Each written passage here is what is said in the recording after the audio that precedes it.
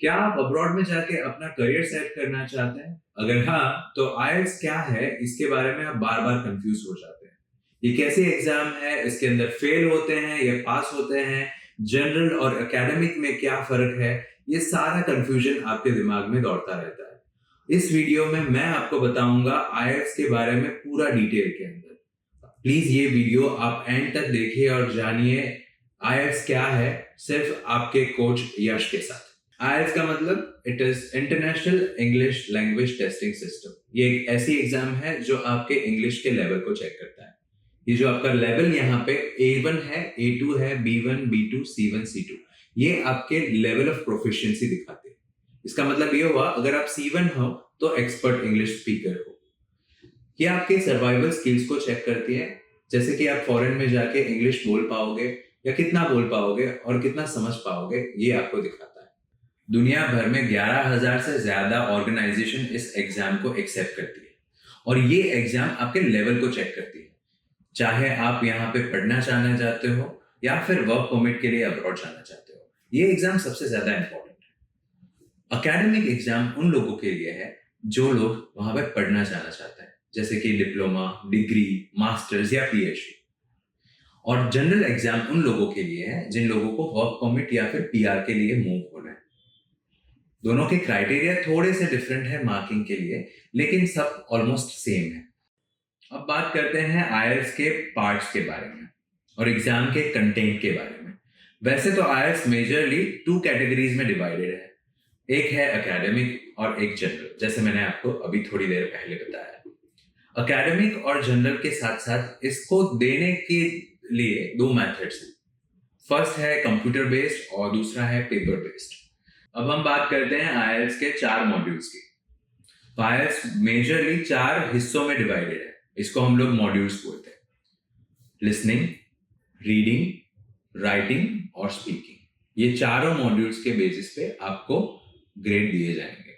बात करते हैं लिसनिंग की। लिसनिंग मॉड्यूल 30 मिनट तक प्ले होता है।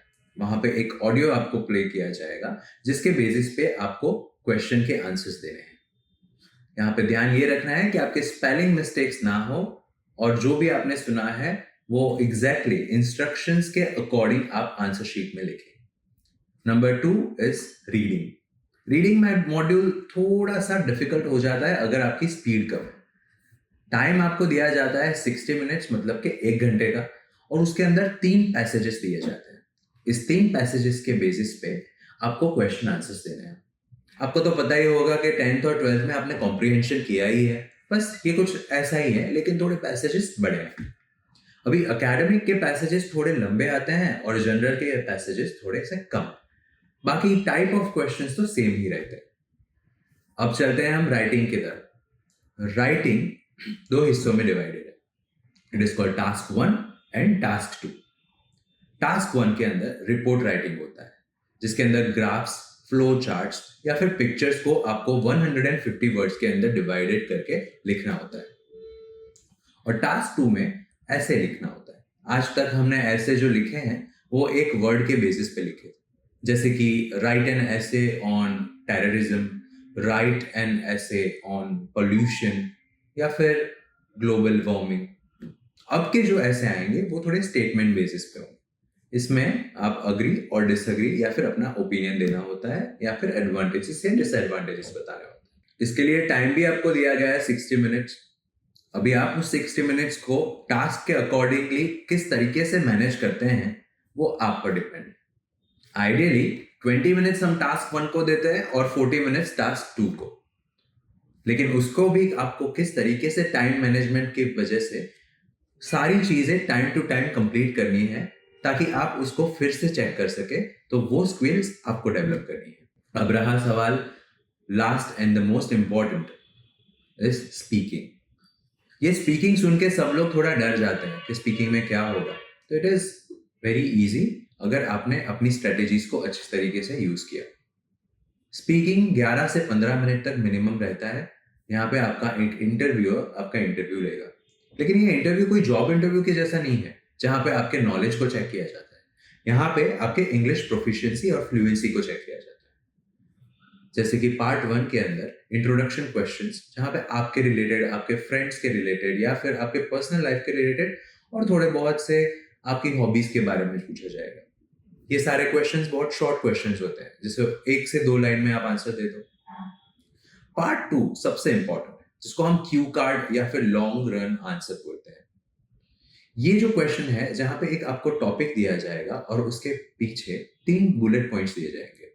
उस बुलेट पॉइंट्स को कवर करते हुए आपको 2 मिनट तक बोलना है, लेकिन आपको प्रिपरेशन के लिए 1 मिनट मिलती है।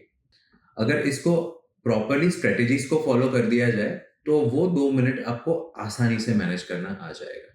और रहता है पार्ट 3, ज्यादातर लोगों को थोड़ा सा डिफिकल्ट लगता है क्योंकि इसके अंदर 4 से 5 लाइन में आंसर देना होता है, लेकिन ये क्वेश्चंस आपके क्यू कार्ड के बेसिस पे रहते हैं, मतलब के पार्ट 2 के बेसिस पे। आपका जो क्वेश्चन का आंसर होगा उसके बेसिस पे आपका सेकंड क्वेश्चन भी होगा। तो ये थोड़ा लेंदी होता है, लेकिन अगर इसको अच्छे से प्रैक्टिस किया जाए तो इसको क्रैक करना इट्स वेरी इजी।